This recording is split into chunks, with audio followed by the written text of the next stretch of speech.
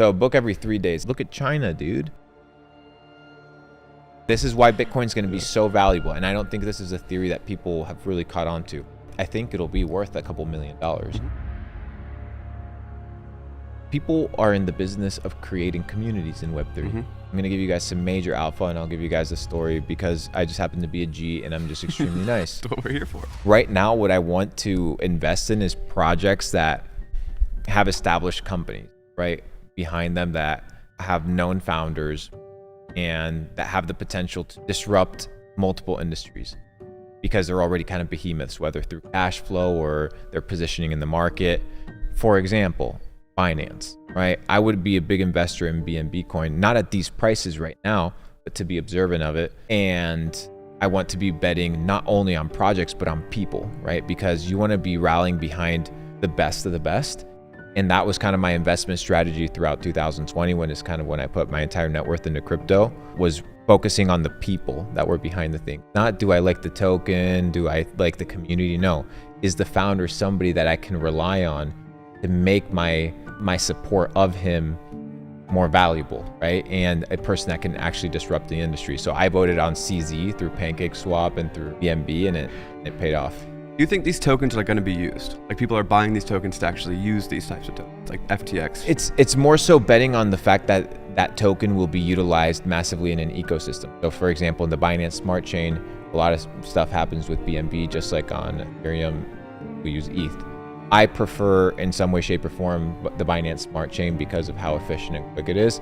I haven't been, transacting a whole lot right now recently with the Ethereum blockchain after the merge, just because I haven't been DeFi lately. I've been traveling, so I haven't seen if there have been any meaningful updates. There probably have been, so I'll do my due diligence and come back to you on that one. But the Binance Smart Chain and the projects that are being built on there, so once again, nothing is truly decentralized, right? So when we talk about living in a decentralized metaverse, right, you're on centralized servers, you're most likely utilizing a computer that has a security system that is centralized, or a device that is centralized, or if you're in certain countries, your internet is centralized. Even your ability to not access certain websites. You see OpenSea banning countries able to access their website because of where they live. That shows you that even the decentralized Web3, exactly. So this idea of a specific token right now, I don't really know, but I would be more so looking at winners, as in a group of people or individuals that can carry kind of like the what do you call it, the baton. Yeah, I mean, I think that's the best advice. Yeah, I don't really care about coin. I'm more on the NFT side, obviously. Yeah, and it's all a bet, and I think that's going to be one of the hardest industries to disrupt. All the powers that be, we're not going to let this happen quick. But the NFT side can be used such more widely and so much more depth individually. So that's, people don't know how deep you've been in the game for so long. You really don't talk about this. I don't. And you know what? I love crypto so much because of what it represents. In some way, shape, or form, it's elusive, because I really believe that the forces at be have already been in crypto for a long time. In fact, I even maybe agree that they allow certain things to happen to push their own narratives or agendas, like central bank digital currencies. But I started buying Bitcoin in 2016. I say I got into crypto in 2017 because that's when I became like a crypto guy. But in 2016, I was buying Bitcoin when it was $200, $300, $400. So at that point, I was waiting tables. And that was kind of when my life changed instantly. From 2016 to 2017, I started drop shipping, started e-commerce. It just took off in a very interesting manner. But in 2016, I was waiting tables in the beginning. It was January or 2015, late 2015, something like that.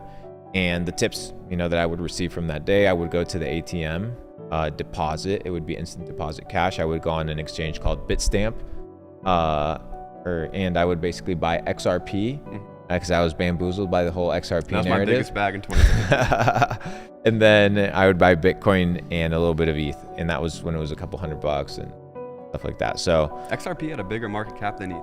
Correct. Yeah. So the flip, right? The switching in 2017 was a big deal. But I made money. I think I had like 160x in 2017, but I wrote a lot of it down. And then I was like, okay, this is going to happen again. It happened repeatedly. So I was like, my goal now is I need to make a ton of money. So I got into e-commerce. We did, I think, 16 million in 2019, and we rolled over all of our profits in 2020 into crypto, and in the last 2 years we 40x'd our portfolio, and yeah, we cashed out of all of our assets of Ethereum at 3,950, and out of all of our Bitcoin investments at 55,000, and we shorted Luna as well at $1.06 with $50,000 short. It was a $2.9 million short in 5 days. So we've been doing quite well, and now, like I said, bro, if you focus on winners, like people, and bet on people, not the bullshit of like Daniel Sistelli and this entire WAGMI culture, meme culture. That stuff doesn't really, it's trendy. It'll have its spikes, but it won't last. So you need to be able to rally behind people that are serious and people that have backing. Unfortunately, from the forces that kind of control the world, you need to be able to play the game, and finding those people that are willing to play the game and investing behind that is a good strategy. Okay, that's a fast come up story, because now you're living in the neighborhood of some of these founders. Yeah. So you've done pretty damn well. So I did really, really well, and I would attribute it all to education, like educating myself throughout the bear You're market. always hitting me up, like, I'm reading this book this week. You said you were reading like a book a day, bro. So a book every 3 days. It's because Okay. if you read 100 pages a day, which isn't a lot, like nobody can tell me that it's unrealistic to read 100 pages a day. It might take a person 2-3 hours. You might have to be dedicated, but when you learn how to read properly, you could read 100 pages in 2 hours. It's painful for people when they're on TikTok all day. Yeah, Instant dopamine exactly. to sit down, I could debate that you in 2.5 hours you could read 100 pages and do it well and understand what you're doing, and in 3 days go through a nice book and do that repeatedly, and you don't have to do it your entire life. Maybe you do it for 3 months, but think about how ahead you would be of your entire competition. It would be unbelievable. Your habits too, like you Yeah, are. dude, for sure. These are the things that people don't speak about, but what you eat, what you put in your mind, how focused you are on education, how focused you are on surrounding yourself with the best people. All of that adds up to like making faster decisions, better decisions with better information. And even for like a lot of people in crypto, they glorify this idea of like, they eat the Uber Eats and all this stuff. And okay, I get it, it's cool, but at the end of the day, it'd be dope if you imagine if your life was optimized, and optimized lives result in optimized outcomes. So if everything that you do is designed to yield a positive result, do those things. And so many people self-sabotage, especially in crypto, when you're on your computer all day and you're degenning. You can be turning around right there, eating proper food without eating bullshit. You can do some push-ups, you can do some sit-ups, and just go back to doing your grind. And that'll give you lifespan longevity, which is going to allow you to kind of be able to enjoy your money if you make it. You don't want to be a fat slop and dead. Being around you this weekend, you take that so serious, and it's paying off clearly. Bro. Okay, so this is where I want to get like into your deep, I guess not conspiracy mind, but I want to get your take on it, because I am like so imaginative and creative. I love to think about NFT strategies, how they're going to be used everywhere in the world, big brands, governments, or whatever. So South Korea just announced that in 2024, they're making every single one of their digital, like their driver's license, blockchain-backed NFTs for every single one of their citizens in 2 years. They're going to like have huge economic benefits, all the administrative like, cost of people like checking your ID at the airport, or checking your ID at a pharmaceutical company, liquor store. You can buy liquor online now if it's age restricted. You connect your wallet, they can verify your age. So there's going to be like, they think they can save 13% of their GDP. Yeah, but what are they giving up? So it's not about what you get, but what you have to sacrifice in order to get that. People sacrifice freedom for convenience. So at one point you have to figure out where you draw the line, and unfortunately technology advances so fast that you can't necessarily create the necessary infrastructure to sustain certain levels of power and technology and things of this kind. But dude, imagine this. Imagine you're connected to the blockchain, and everything that you do is by access, because that's what it is, by access. This thing gives you access. What happens, okay, let's say 100 years go by and this digital access is good because everything works and you just happen to have a good government, but somehow within some way, shape, or form, like it happens in history, you get a bad government, right? What happens when they take over that technology? Now that technology allows for what? The restriction of what? Your access. So you don't have to be thinking about the best case scenario. Let's say it happens 95% of the time, but what happens with the 5% of the time? Because that 5% of the time yields thousands of years of slavery, not just 50 years. Look at China, dude. They are introducing the credit system. They're introducing like face tracking recognition that basically tickets you. But when I go to Shanghai in 2019, I'm like literally walking down the street and it blinks red, and like the road when you're trying to cross the crosswalk. And I look over and there's a big panel, and in that big panel there's a screen that is showing basically in Chinese that scan people's faces. They identify it through your ID and they ticket you directly to your house, right? By jaywalking. 2019? Yeah, by for jaywalking. jaywalking. For jaywalking. So they track your face and then they associate it to your identification, your address, and they send you a ticket for jaywalking because they see that you exist there. So okay, the technology is cool because it optimizes people not having liberty, but damn, should you be ticketed for jaywalking? And that's where the things gets really tricky. And people are like, oh, well, that's not going to happen. Okay, that's fine, but what if? Right? So if we can prevent it, dope. If we can't prevent it, I'll just move to places where potentially that infrastructure doesn't exist and operate from that location. So I have that location freedom, and that's kind of extremely important when it comes to navigating places that have a lot of control. A really fine line. Dude, and look at what happened with Canada with the truckers and freezing their bank accounts and their crypto wallets and their crypto exchanges. What the fuck, guys? This is crypto. Oh yeah, but we have to comply with it. Okay, centralized.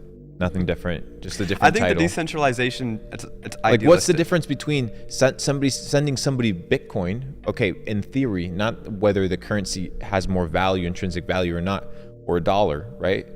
Via Venmo or via the blockchain. Like, does it really matter if I send you USDT or Venmo? No. So in that case, the blockchain isn't really valuable. Bitcoin is valuable because it is decentralized in some way, shape, or form. You can't decentralize the value or the manipulation in it, but you can transact through it in a fairly anonymous way, especially if you introduce that anonymous way in physical exchanges, right? And I think that that's what's going to start happening with Bitcoin, is that Bitcoin is going to start moving like actual cash, which is a theory that I have. People, when bro, this is my theory. This is why Bitcoin is going to be so valuable, and I don't think this is a theory that people have really caught on to. As money becomes more less valuable, right? There's a reason that micro Bitcoins or pieces of Bitcoins are called Satoshis, right? Because I genuinely believe that as Bitcoin increases in value, I don't know what it'll end up at, but I think it'll be worth a couple $1 million. Why? Because it's not that Bitcoin will be more valuable, it'll be that the US dollar will be less valuable.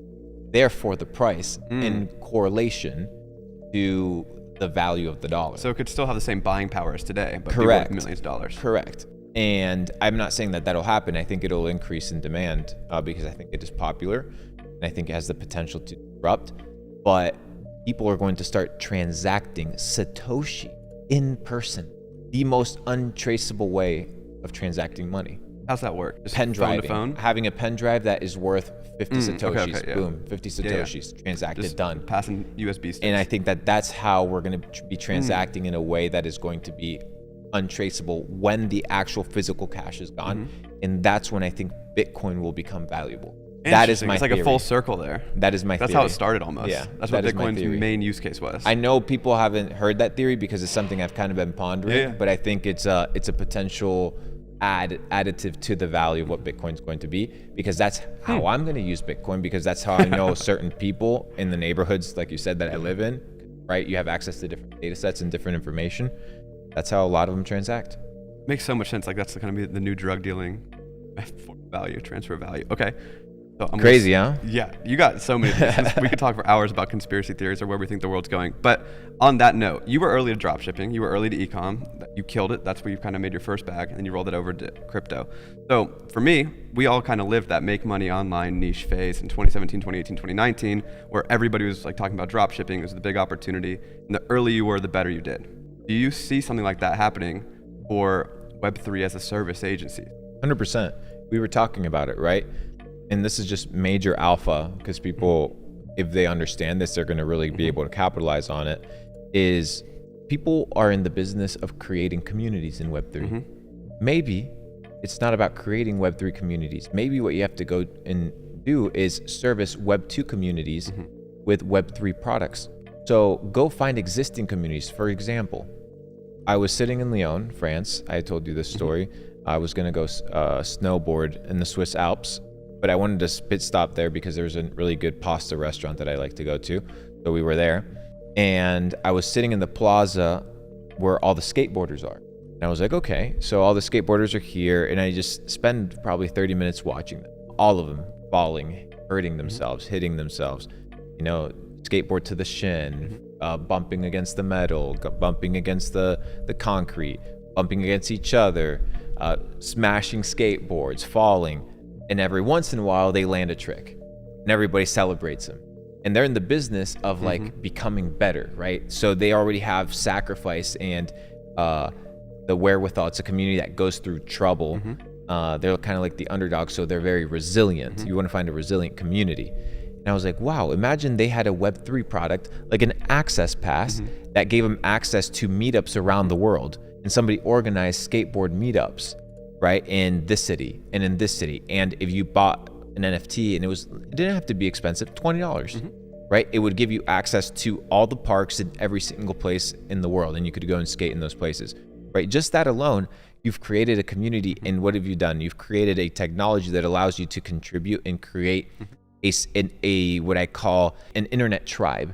And there's a guy called Jordan Green, I believe, or Jordan Greenhall, something like that. And he talks about the theory of tribal formations in the internet, that right now everything is so macro and people are kind of they feel too disconnected from reality. They have no community, that now things are going to start being dissected and broken down into tribes, which is what Web3 is going to do. Is going to bring a lot of tribes together. So, you know, a lot of people want this idea of everything needs to be Bored Ape Yacht Club. Everything needs to be where on the Rolling Stones cover. No, that is just an anomaly that just happened to be a pop culture bonanza, but that's not the average community. So the average community is going to be tight-knit, and you can build your own little ecosystem that is self-sustaining and that is profitable and that is a good environment where people can do whatever it is that that community is supposed to do in an effective way and still be successful. So I think people need to start considering that.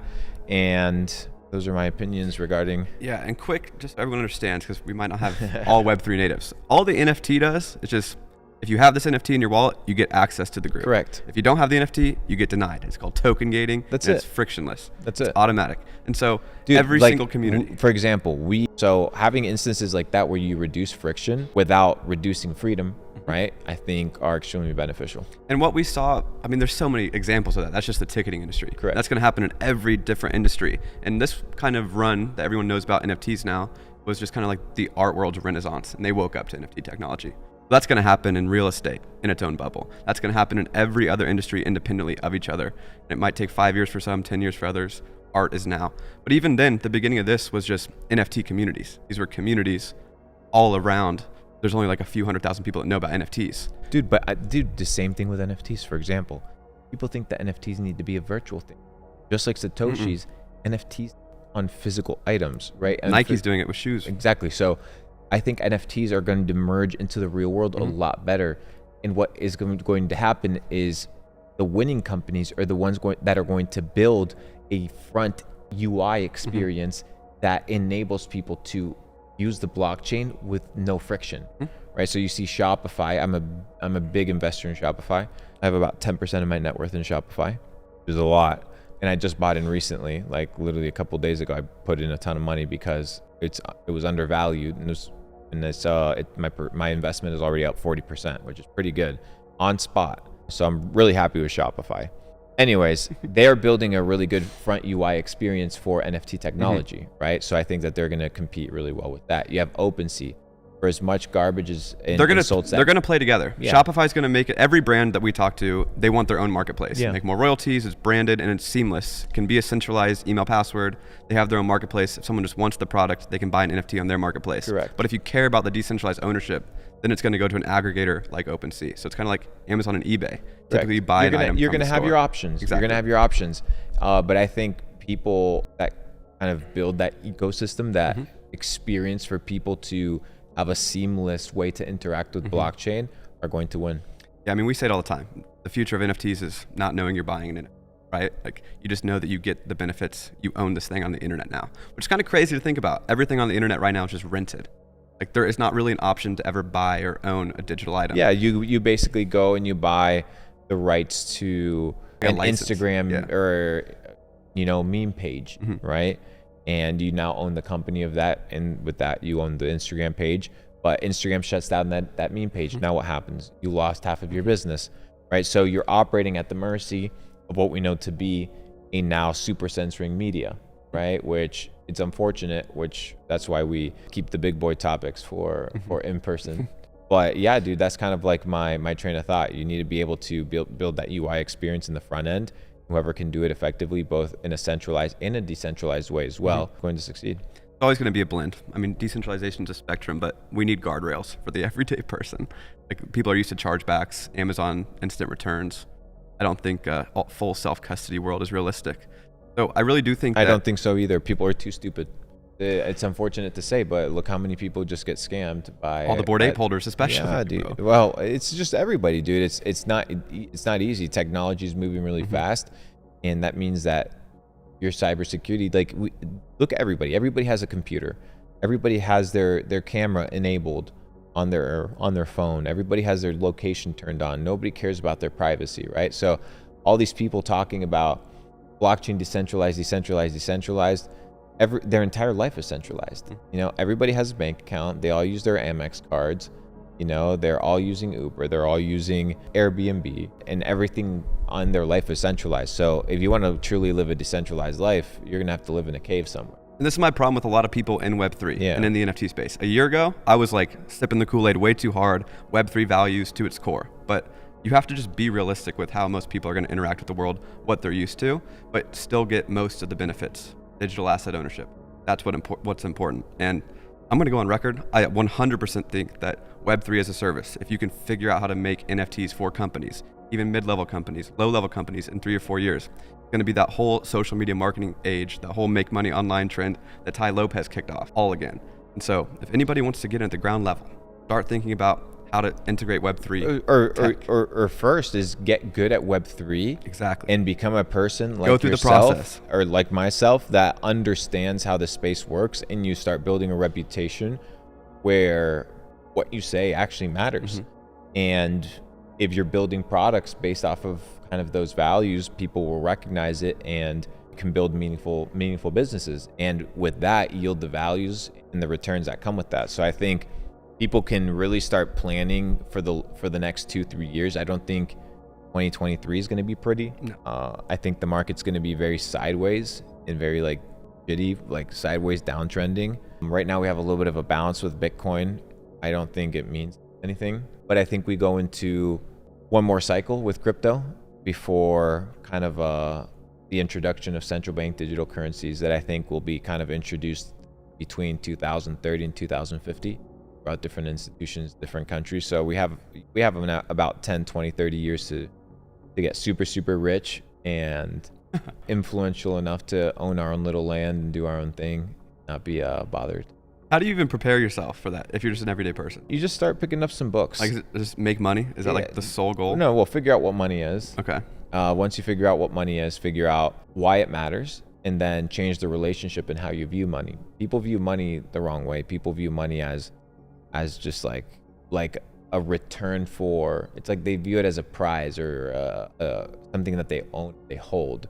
Money is simply energy, right? It has the ability to perform or do something in your return.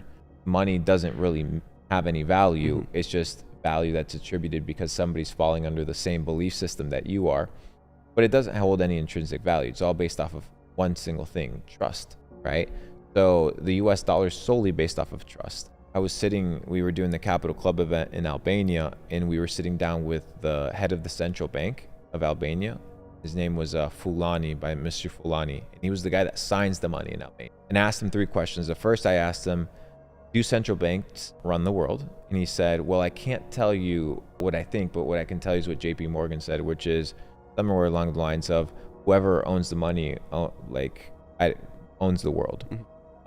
So he just giggled, and that's the first thing he said. The second question I asked him, I said, is Bitcoin money? Remember, mind you, I asked the head of the central bank of Albania, central bank, right, is Bitcoin money? And he was like, we started kind of debating a little bit back and forth about it. And, money needs to be store of value, it needs to be trustworthy, it needs to be a means of exchange. We went through kind of the list of what money has to have, the attributes of money in order to qualify to be money. And he was like, Bitcoin is money. That was his conclusion. And then the third one was this whole Agenda 2030, Great Reset, will it happen? And kind of we introduce central bank digital currencies into the ecosystem of the world? And he said, yes, hands down, it's going to happen and it needs to happen. And they kind of have a philosophy of, like the Industrial Revolution of steel and steam and automation. They are if you actually study it, it was a very harsh change, right? It was a very harsh political change. It wasn't like a happy thing. Yeah, it wasn't a happy thing. It was like a forced, abrupt revolution, like it is now. So there's a revolution that's coming, and it's basically this idea and this philosophy and this worldview that we have to so whatever that means, people can do their research and figure out kind of what that looks like. So I think that people kind of got to be looking at a lot of different aspects here, G. Where do you even find that information? You can't find it on a .gov website. You can't find it on a bullet point list. You have to do your research and start piecing things together. It's going to take a lot of self-awareness and a lot of understanding that many of the things that you believe were written and are merely opinions by other people, and that those opinions can be influenced. The food pyramid's like the biggest, food pyramid's crazy, dude. Yeah. The food and for example, we were told Cheerios were like the greatest thing ever for your heart and cholesterol. Right? Yeah. And now they had some sort of crazy lawsuit and the FDA just stated that Cheerios are not healthy, right? So they were healthy up until 3 months ago. Now they're no longer healthy, right? So what happened? Nothing happened. It's just a bunch of garbage. And you need to kind of have that perspective where people can lie to you with the information. Your best interest is not. Yeah, it's not always in people's in line interest. With their bottom line. Yeah. So people don't care, and we've seen that in crypto repeatedly, right? All these people that promise that they love you, community, wag me, then they end up screwing you over. So you're in that situation, and it's not a great situation to be in. So you have to be aware and kind of alert. That's why you kind of have to have that little tribe that kind of keeps you protected. How many people do you think are in one tribe? I think, what's a good number? I think, well, it depends. I think if you can have a group of 10 to 50 people that you can really, really trust, or a group of 300, which is what we're building actually. 300 just people that you can rely on in different industries, different niches. I think that's all you need. You don't need millions of followers. You just need 300 dudes that'll go to war for you and that manage different sectors that you can trust fully, and that you operate in the syndicate in that manner. And you can, think about it. Think about this, okay? 300 dudes. Everybody nets $1 million a year, which is super easy to do. Yes. Now you have a network that's worth $300 million in its first year. How powerful is that? The next year, it's worth 600.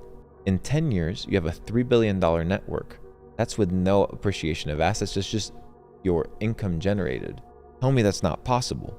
Now, dude, I'm teaching people here how you can build syndicates that are powerful, and everybody can still own a percentage. You start building trusts and shares and holdings companies.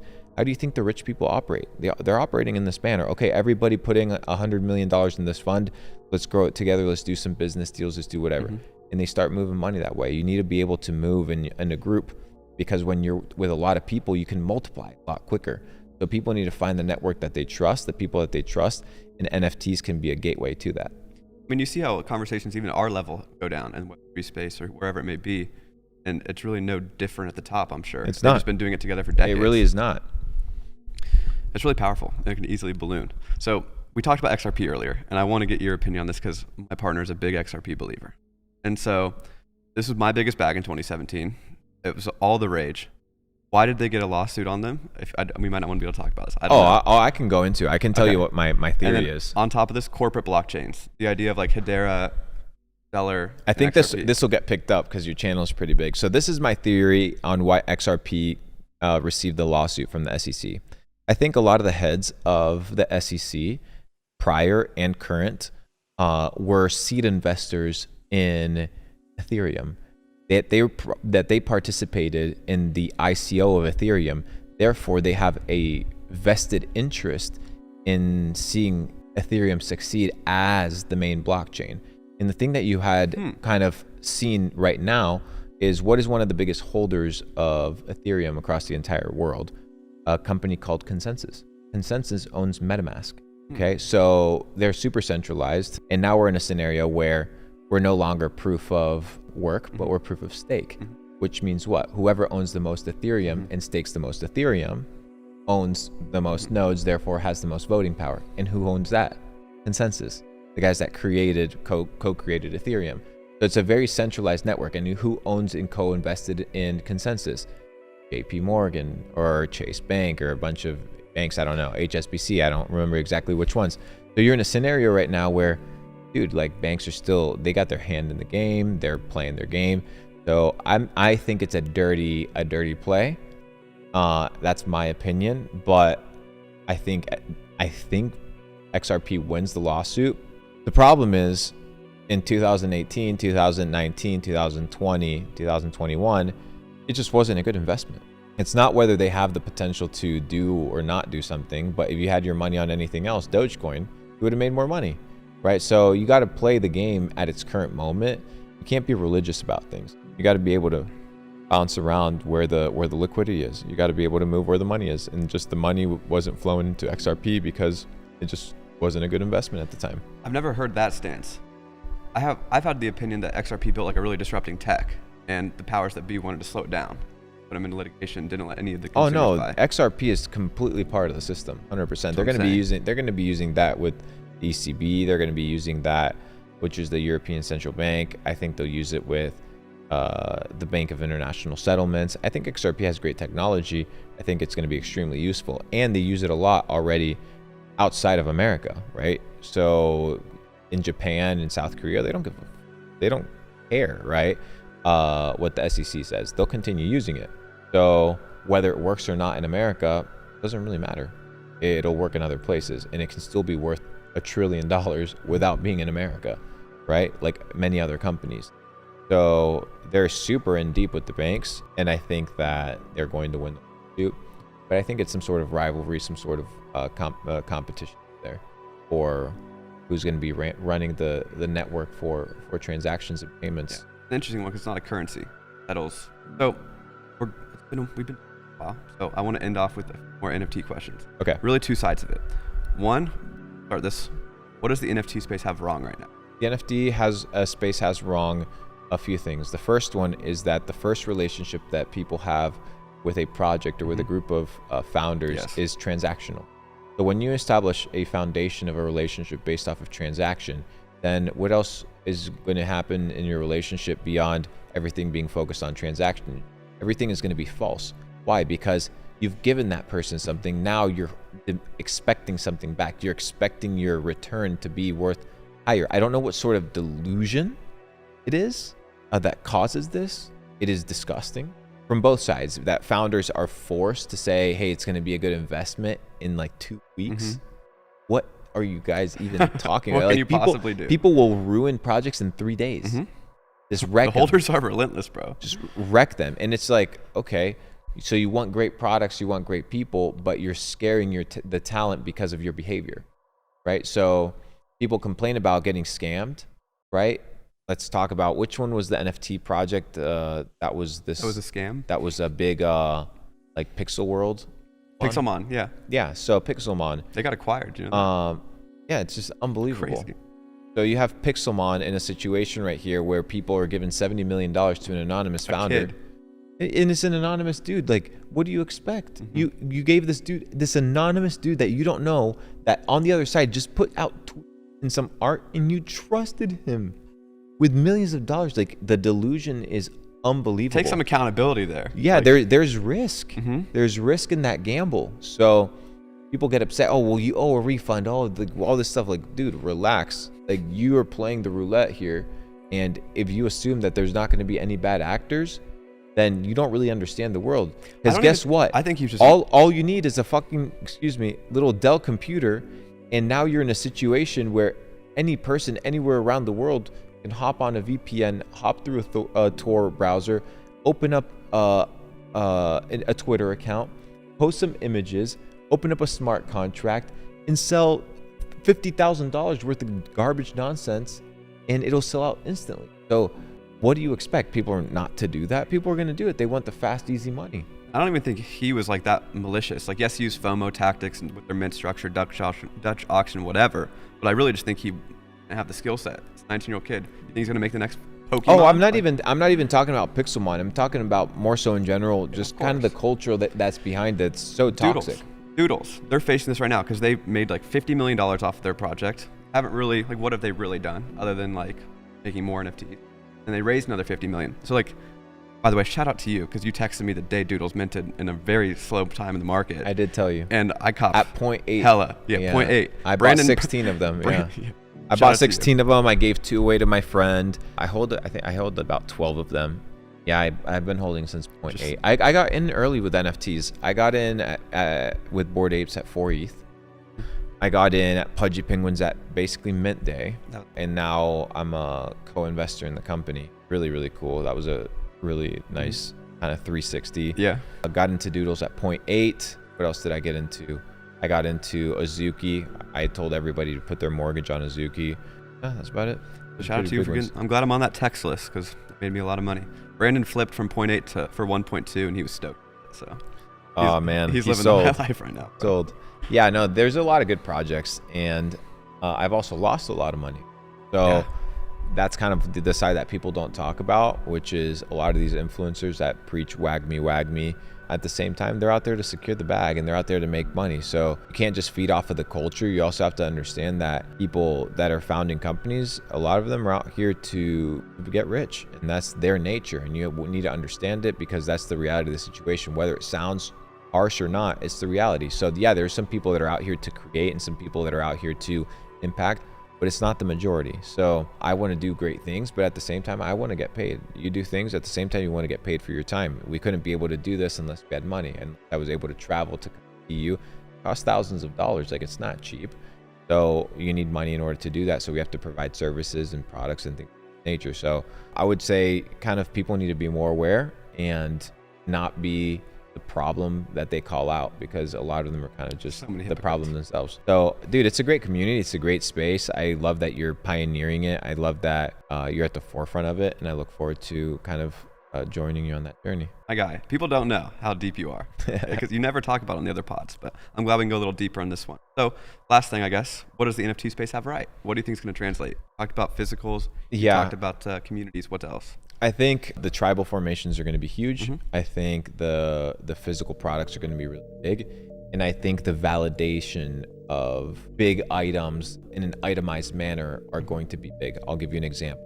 I can't say the exact company, but it's a company that right now is introducing NFT technology to their Carfax, right? So it'll track everything about the car. So every time, how many times you've actually sat on the car, how many times the car has been turned on, how many times it's steered left and steered right. Everything about the car, true original Carfax of the car, will be imprinted on the blockchain through an NFT, right? So imagine having a Carfax that you own or a car title that you own. And I think that it's going to translate into these big things, not only the digitalization of validation, like validating small things, but as receipts of actual infrastructure. So I think it's really, really cool. So think about knowing every little thing about your car and being able to scroll through it on a portal. Kind of like provenance. Dude, like, on a portal that tells you, okay, you changed your oil 6 times and you changed it on this day, and this is how much oil you actually put in. Like, that would be super sick. So with that, once again, comes the other idea of the misuse of that technology for control and power and all these things, which that's always the struggle, right? The difficulty. Anytime they're gonna do it under the guise of decentralized values. Here's the thing. Every time a new technology has been introduced, people fight over it. They go to war over it. They kill over it. Gunpowder, salt, peppers, all these things. Really? Tulips. Dude, of course people killed themselves over these things. Gold. What value does gold truly have? Oh yeah, it has some properties, can be used, whatever, right? So, but people still murdered each other over it. So yeah, people will do the same thing over crypto. They'll do the same thing over all these things, and people just have to be careful. Okay, last one. Do you think the existing companies like Carfax or Zillow are more likely to integrate NFTs and to dominate, or do you think Web3 startups like the Web3 version of Zillow is more likely to win? I think Carfax and these big companies will hire out this department to the Web3 agency, Web3 companies, correct?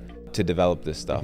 So it won't just happen at, even for example, people are like, the government has a $300 billion budget for infrastructure in New Mexico, which is a joke because the government doesn't invest shit in New Mexico anyway.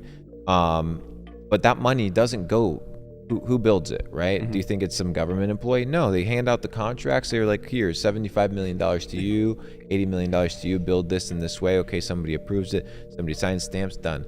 Dude, our boy got beat up yesterday. We were interacting with the cop. What did the cop take down?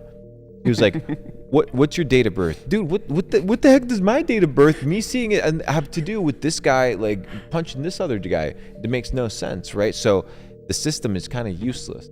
So you need to introduce more efficient ways to kind of manage society. And it's just kind of hoping that the people that kind of manage it don't abuse it. But every time, like I said, we see a new technology, we see abuse. So being able to move with flexibility where there is the most amount of freedom in the world is the best kind of route. So well articulated, my friend. That's what you're known for. So I appreciate you coming on. I appreciate you sharing your thoughts. Thank you for having me. I look forward to doing it again, and hopefully in Puerto Rico we should come out to the tax haven. We should maybe sit down with Peter Schiff. That'd be pretty neat. Yeah, with the gold guy. I bet I could turn him. Yeah, well, I've met him. I've been at his house. It's been it was a good time. I think I don't know if he stands in the same way with NFTs that he does with currency, but do you think he understands NFTs? I don't know. We'll have to ask him. Let's do it. I think we'll do that. But anyways, see you in Puerto Rico though. All right. Appreciate it, brother. Everyone go follow Luke. Belmar. Yeah. Appreciate you, G.